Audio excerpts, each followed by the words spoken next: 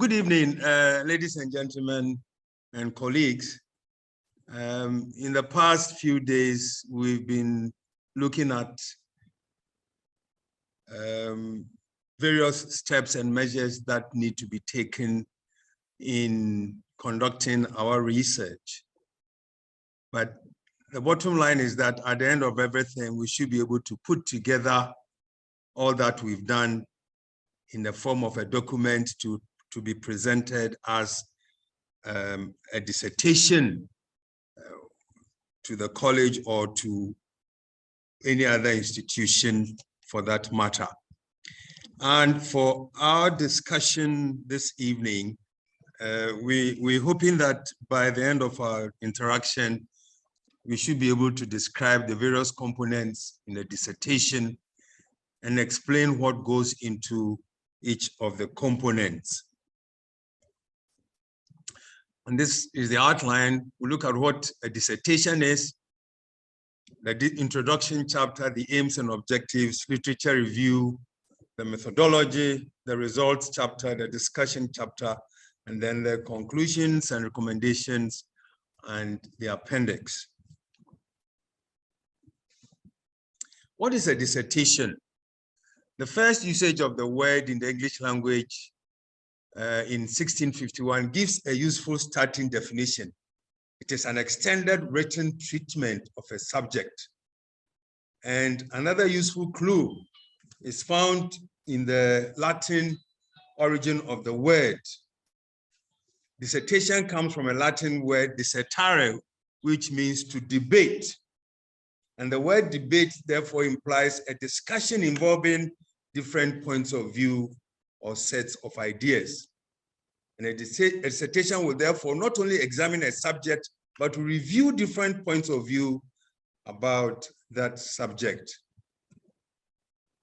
Another definition that underlines some more important characteristics of a dissertation: a substantial paper that is typically based on original research and that gives evidence of the candidate's mastery of both her own subject and of scholarly method.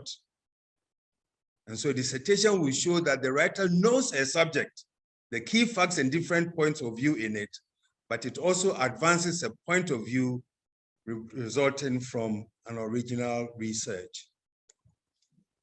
It allows candidates to present their findings in response to a question or proposition that they choose themselves to research into. And one aim is to test the independent research skills candidates have acquired during their period of study. And the work will display accuracy and skill in investigation and discussion of a subject.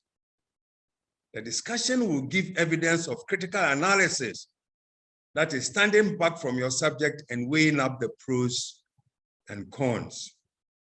And the candidate will show understanding that, for example, aspects of particular theories or viewpoints may be open to question.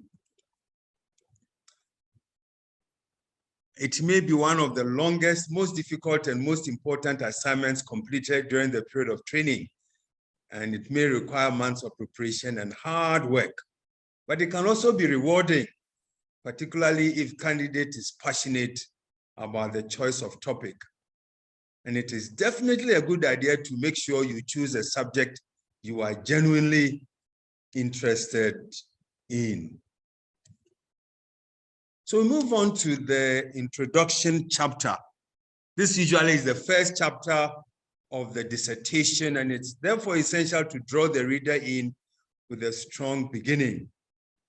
It sets the stage for one's research with a clear focus and direction. So what is the purpose of the introduction chapter? The overall purpose of the introduction is to tell your reader, one, what you are writing about, that is an overview of your research. Two, why it matters, that is a clear rationale for it. And then three, how you approached it. And to write the introduction, one can look at it in a number of steps. We have the opening section where you will introduce the reader to your research. Then the background to the study, in which you would explain the context of your project. Then we have the research problem, where you would explain the gap that exists in the current research. Then the research aims, objectives, and questions, where you will clearly state what your research would aim to achieve. And then the significance or justification, in which you would explain why your research is worth doing and the value it will provide to the world. And then finally, the structure. And it really is the structure of the dissertation, where you briefly outline the structure of your dissertation or thesis to help orient the reader to it. So we have the opening section, which, if you like, is the introduction to the introduction chapter. Then the background to the study, in which you explain the context. You give some background to work that has been done in that area, so that you appropriately situation your study within an appropriate context. Then you need to explain the research gap that has necessitated your research. In other words, you identify the research problem, then the research aims, objectives, and questions, where you clearly state what your research aim will aim to achieve, and then the significance, and then the structure of the dissertation. Now, by incorporating these steps into your introduction chapter, you will comprehensively cover both the what and the why of your dissertation. What about the aims and objectives? This is one of the most important aspects of a dissertation. And it is important that it is correctly formulated. The aims and objectives will establish the scope, the depth, and direction that your research will ultimately take. An effective set of aims and objectives will give focus to your research and clarity to the reader. If you don't have an appropriately formulated aims and objectives that are clear-cut, then you are likely to be missing your way even as you carry on the study. So the aims and objectives are extremely important if you are to give direction, an appropriate scope and depth to your research. Now, aims indicate what is to be achieved, and objectives indicate how the aims will be achieved. And it must be emphasized that good, clear statements indicating a project's research aims and objectives do not normally suddenly appear fully formed. They tend to emerge slowly after considerable thought, and they take time to develop and finalize. And the research aim itself is usually formulated as a broad statement of the main goal of the research. And it can range in length from a single sentence to a short paragraph. And it emphasizes what needs to be achieved within the scope of the research by the end of the research process. And achievement of the research aim provides answers to the research question. Whilst a research aim specifies what your study will answer, the research objectives specify how your study will answer it. The objectives divide the research aim into several smaller parts, each of which represents a key section of the research project. And as a result, almost all research objectives take the form of a numbered list, with each item usually receiving sometimes its own chapter in a dissertation. So our aims and objectives must be clearly set out, and the objectives must be SMART. In other words, specific, measurable, achievable, realistic, and time-bound. Each objective should have its own purpose and distinct measurable outcome. If the objectives are nebulous, you will end up nowhere. So it's important that your objectives are clearly spelled out in the write-up of the dissertation. A common mistake is to form research objectives which have large amounts of overlap. That is not helpful to anybody. It may be worth mentioning that researchers sometimes use research questions instead of research objectives, or in other cases, both. Research questions and research objectives more or less make the same statements, but just in different formats. And achieving each objective demonstrates command and control of the project and helps the project stay on course.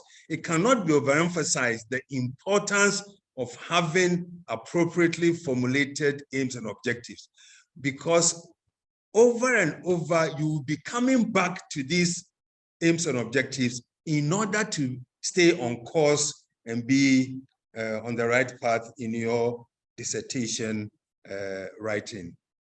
And having a clear understanding of a project's research objectives or questions paves the way for other important decisions about the design and running of the project to be made. For example, which populations or demographic groups to include in the study, what data collection methods to use.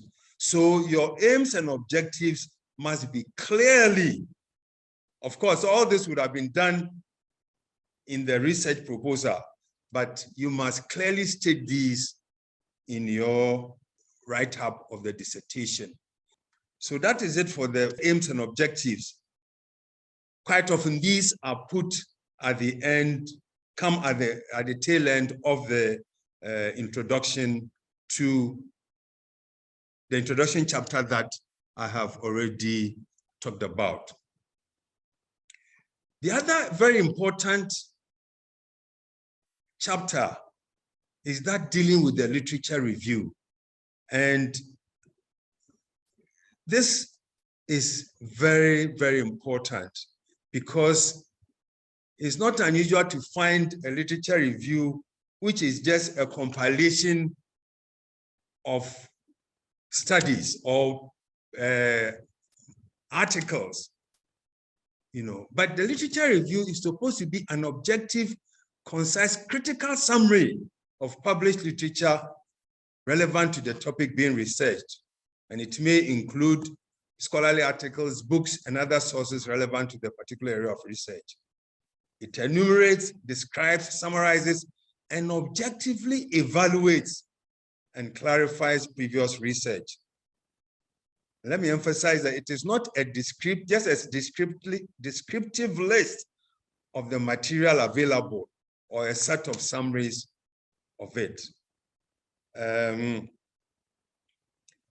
Quite often, the study that you'll be conducting would have had some antecedents in other studies others have done.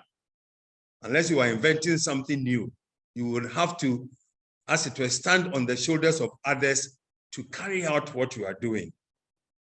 So the literature review is to help you do that.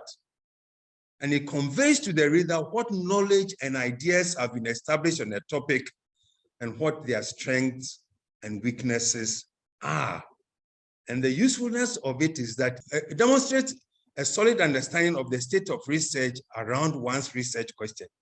A good literature review would indicate that, hey, the researcher knows what background he's working from. And a literature review will also show that there's a gap in the research which necessitated your study. And it may form the basis sometimes for theoretical or conceptual framework. And in other situations, it may build a foundation for the methodology that you may use in your study. How do all these pieces of information fit or not fit together? And if they don't fit together, what could be the possible reasons why they don't? How does the information you get from these answer the research questions? Who is agreeing or disagreeing about what? What is the narrative to be written about? What is the research gap? So these are all issues that need to be addressed. So the literature review is not just an assembly of material that have been produced, but it must involve a critical evaluation of those materials and how well they fit or they provide the appropriate background to the study that you are conducting. And I need to emphasize this because it's not unusual to read literature reviews that are just a narration of what have been found without any attempt at critically looking at some of the things that have been mentioned. Because sometimes you find that there may be disagreements, and these disagreements may even indicate that there's probably a research gap that needs to be looked at. So don't let us see the literature review as just putting together material that has been produced without critical evaluation of these materials to see how best they fit into our research. And then when you have put all the material together, we have to do the write-up would involve, again, an introduction, the main body. And in this situation, there are some options for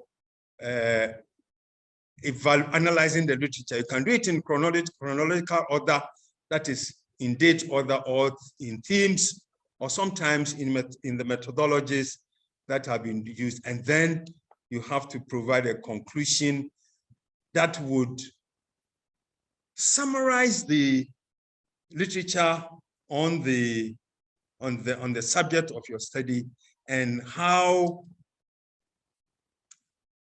your evaluation has provided a study gap, a research gap, and for that matter, provided the research questions upon which your study will be formulated. Another very important part of the dissertation is the methodology. And this speaks to the specific procedures or techniques used to identify, select, process, and analyze information about a topic. It allows the reader to critically evaluate a study's overall validity and reliability. And it answers two main questions. How was the data collected or generated, and how was it analyzed? And the purpose of the methodology is to allow one to show understanding of research design theory. It helps make the study replicable. Indeed, one of the issues you have to keep in mind as you write your methodology is that you must include enough detail to enable somebody else replicate the study. And it's sometimes distressing to read research and you identify missing essentials in terms of methodology, leaving the reader to imagine what may have been done. So it's important to include enough detail such that somebody can take the dissertation and say, okay, I can follow the methodology and see whether I can come out with the same or different results.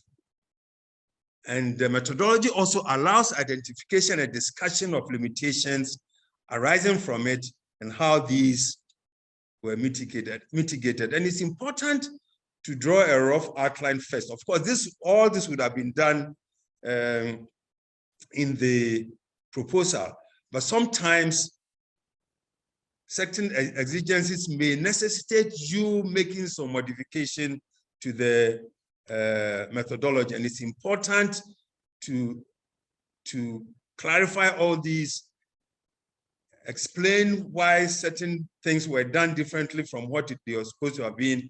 Of course, needless to say, if you are making any changes to the methodology from what has been ethically approved, then you need to seek approval for that modification to be made. And the methodology can have a brief introduction, reminding readers of the focus of your study, that is the research aim and objectives, and briefly mentioning how the chapter is structured. In other words, the various components of the chapter before you come to deal with the various components of that chapter. And the methodology must indicate the research design.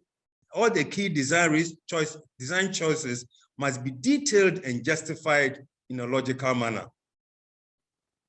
Explain the relevance of your methodological approach to the overall research design.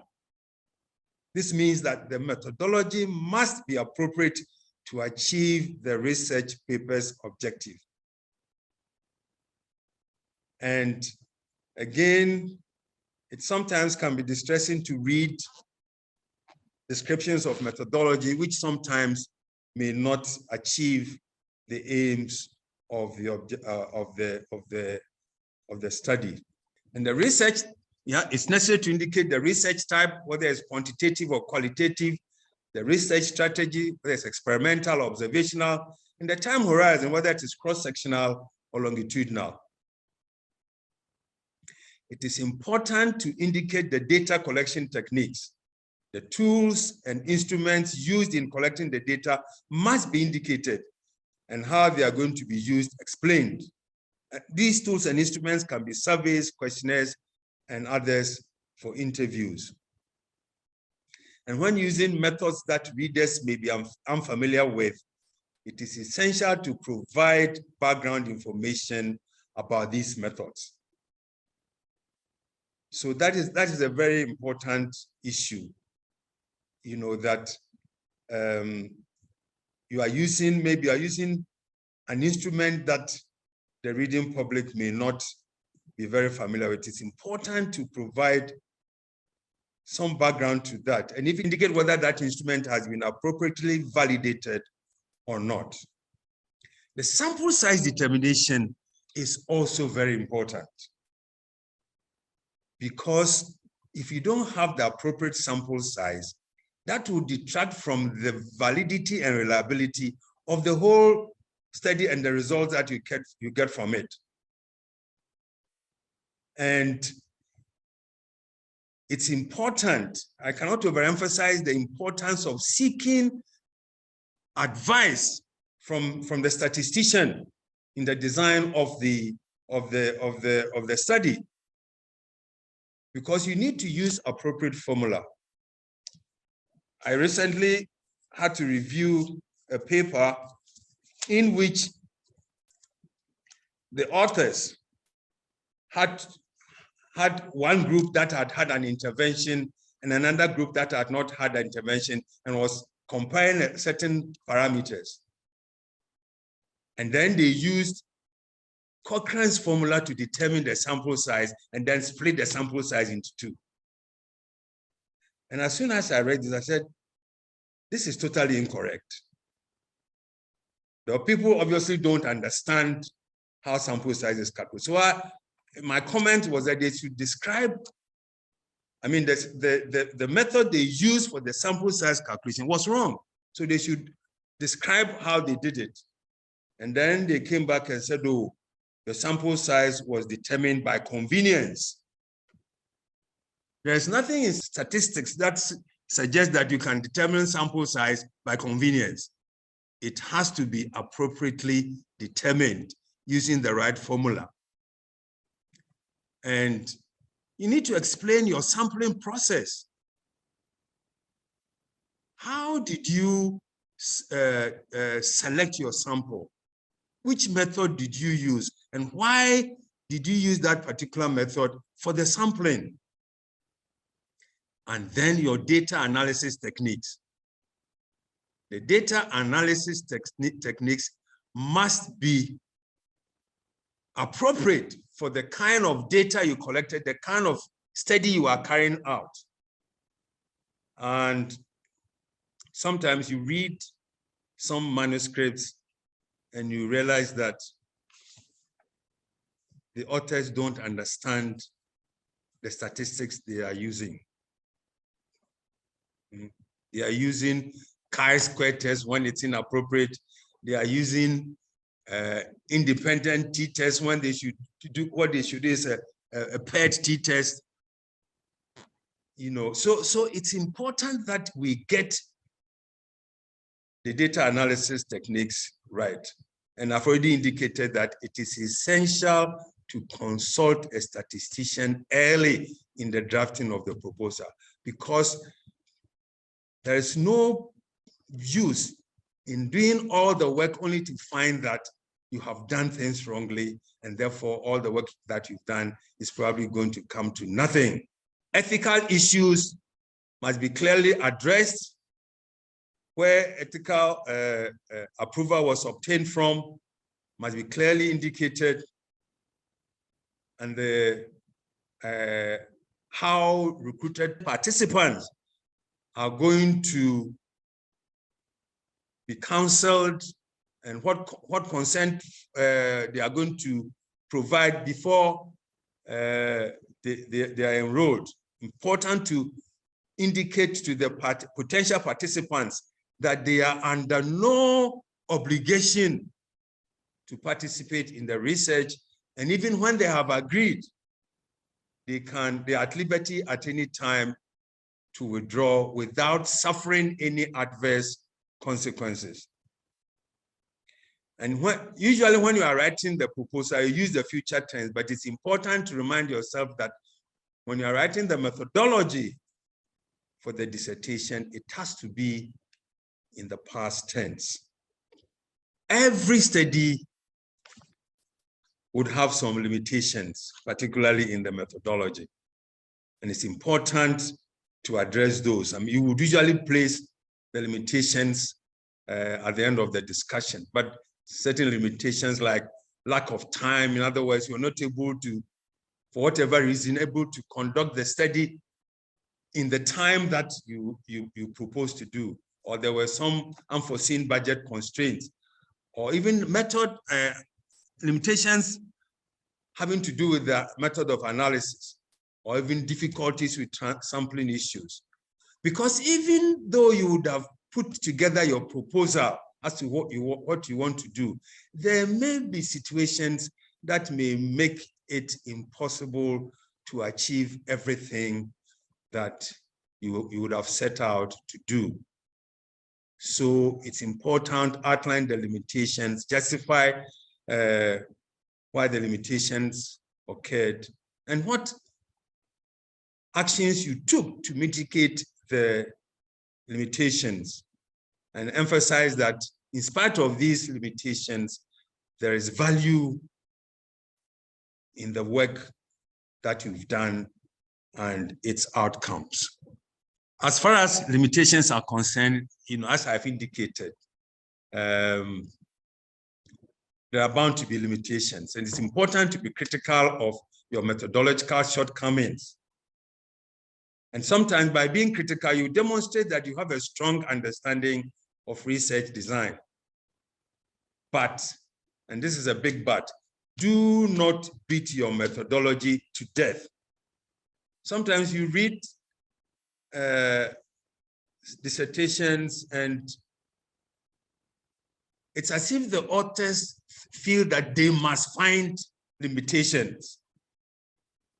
So what you consider not to be limitations, they will say they are limitations. They would have calculated the sample size with the appropriate formula, done the work, and then they will say that, oh, the sample size was small. But meanwhile, they would have calculated the appropriate sample size. And yet they want to indicate that the sample size was a limitation. Unless you are not able to achieve the sample size that you calculated, or you use the wrong method to calculate the sample size. What about the result chapter? And here we are restricting ourselves to quantitative study. The results chapter shows the reader what you have found in terms of the quantitative data you have collected. And you report the main findings of your research in the result chapter. You present the data using a clear text narrative supported by tables, graphs, and charts. And all relevant results should be reported concisely and objectively in a logical order. And it's important to highlight any potential issues, such as outliers or unusual findings that you come across. It needs to be emphasized that it's important to report the results of your study before you start discussing their meaning. And a proper results chapter will give the reader a clear idea of exactly what you found and keep the data itself separate from your interpretation of it. The result chapter is for you to present the result. The interpretation of the result would come in the discussion portion. And the result should be written in the past tense. Make sure to include all relevant results, both positive and negative. Results that didn't fit with your expectations and assumptions must be included.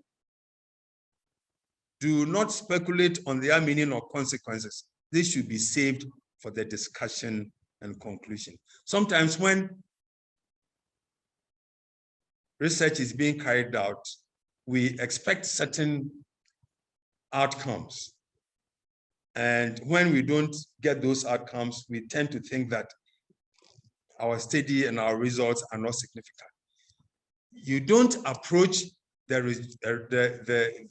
research, even though with preconceived ideas, even though you may have some expectations of what the results may be. So when we find unexpected results, we should be willing to report them. And it's important to include results that are relevant to answering your research questions, whether supporting them or not. I've already indicated it must not include subjective interpretations of why you found these results or what they mean. Evaluations should be saved for the discussion. The results chapter presents and describes the data, while the discussion chapter interprets the data. Make sure that you don't present anything other than the hard facts. This is not the place for subjectivity. You may carry out your inferential statistics, which will show association or not, but as to explaining why you found that, it's not something that belongs to the results. It belongs to the discussion. It's likely that you have far more data than are necessary to include in your chapter. And it's your job to decide what is relevant depending on your research question. That's why it's important that you have appropriately formulated research questions or aims and objectives, because you always fall back on these when it comes to your discussion. Not only that, but even when it comes to the write-up of your result. Focus on the data that matters. Relevance is key. It's most important to ensure that your results reflect and align with the purpose of the study. And as I've already indicated, you need to revisit your research aims, objectives, and research questions, and use these as a test for relevance. Refer back to these constantly when you are writing up the chapter so that you stay on track. Because it's sometimes you read a results section and it's as if the results have been presented completely off track, having nothing to do with the aims and objectives of the study. And the results chapter needs to lay the foundation for the discussion chapter. What it means is that in the result chapter, you need to include all the data that you will use as the basis for interpretation in the discussion chapter. For example, if you plan to highlight the strong relationship between variable A and variable B in your discussion chapter, you need to present the respective analysis in your result chapter, perhaps a correlation or regression analysis. There's no need to present raw data in the results section. Raw data may be put in an appendix so that readers can check for themselves. The first step in writing your results chapter is to revisit your research objectives and research questions. These will be the driving force behind your results and discussion chapters. It's necessary to review them and ask yourself which statistical analysis and tests from the huge data will specifically help you address these. And for each research objective, research question, list the specific pieces of analysis that address it. And there's the need to draw up a rough outline of how you plan to structure your chapter and have a rough outline before you start writing. And ask yourself which analysis and statistical tests you will present and in what order. And usually it helps to start your quantitative results chapter by providing a brief overview of what you will do in the chapter and why. For example, you explain that you will start by presenting socio-demographic data to understand the representativeness of the sample before moving on to analysis relevant to each question. Usually, in most studies, you tend to present data on the socio-demographic characteristics of the sample. And this is usually one of the first things done before you go on to further analysis. And the purpose of this socio-demographic data is to assess how representative the sample is of the broader population. This is important for the sake of the generalizability of the results. You present the descriptive statistics. If you are presenting the mean of any data, which obviously must be a quantitative data, then it's important to include the standard deviation.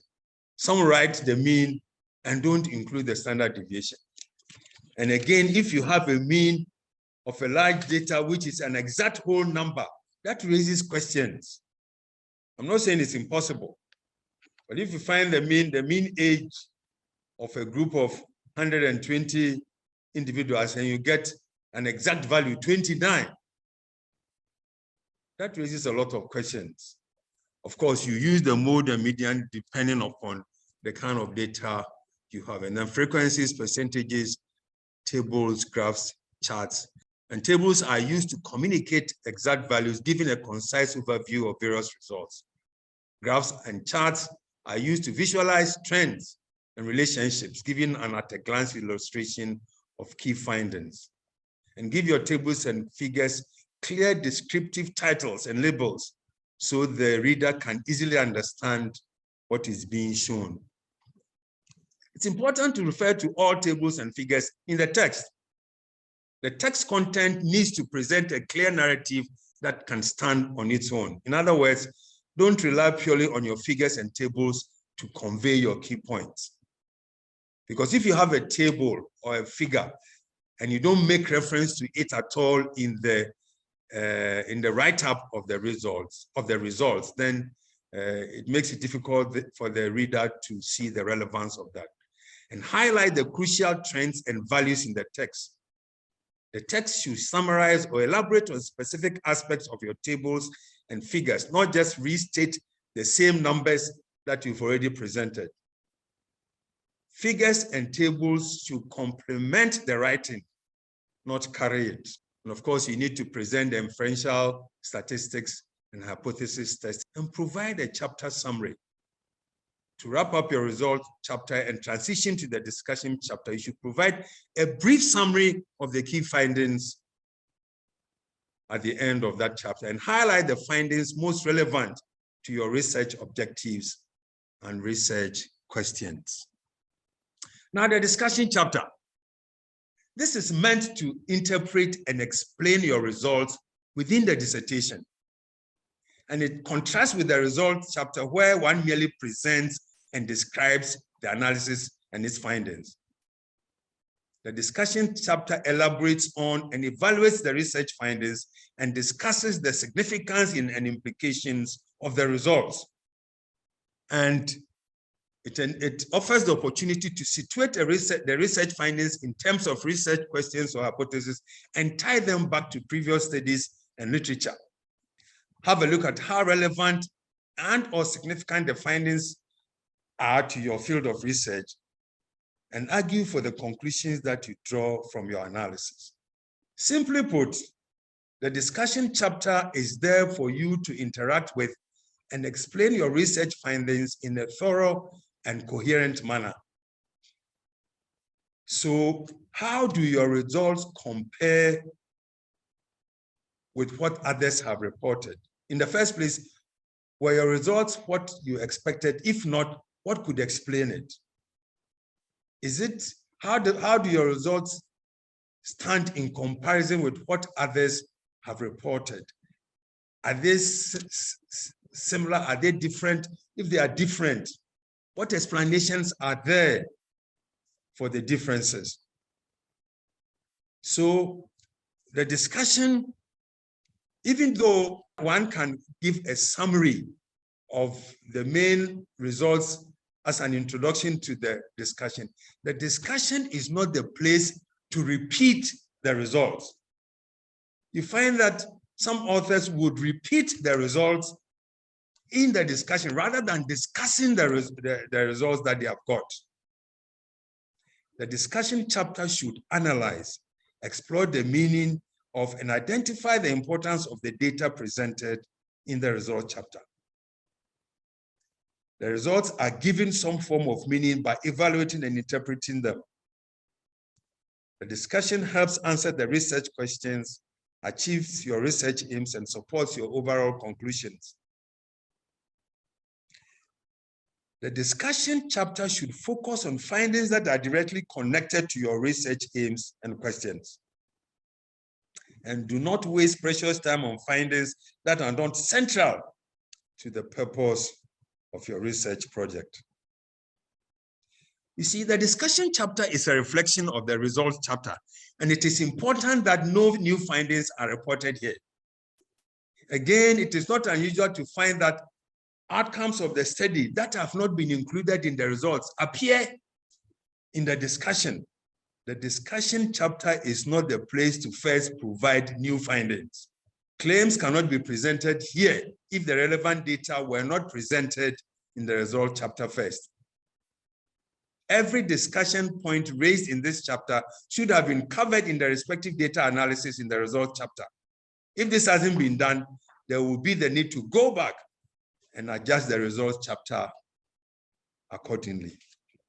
So, as I've indicated, you restate the research problem and research questions, summarize the key findings, and then interpret the results. You assess how the findings compare to those of existing research from your literature review chapter. And even the findings contrast with the existing research, it is important to include these in your discussion. Those contrasts are often the most interesting findings. Consider why findings were not what was expected and what the significance of this contrast is. What do the results contribute to that field of research? And be careful not to draw conclusions that aren't substantiated in your results.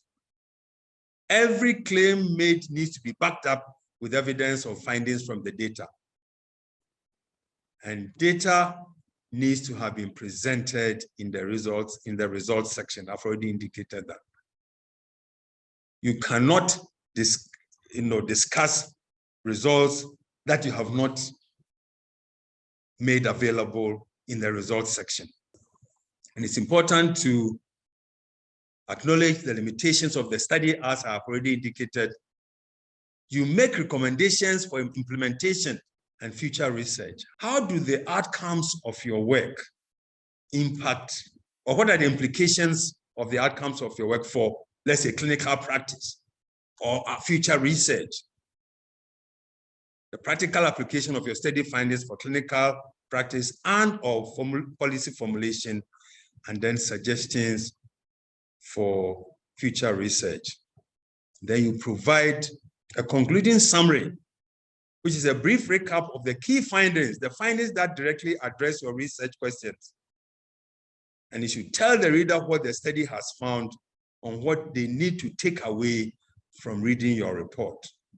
And let me say that when it comes to the recommendations, again, and even the conclusion, you always have to look at what the aims and objectives are. Because sometimes you look at the conclusions that have been drawn and they have no relationship whatsoever with the aims and objectives of the study.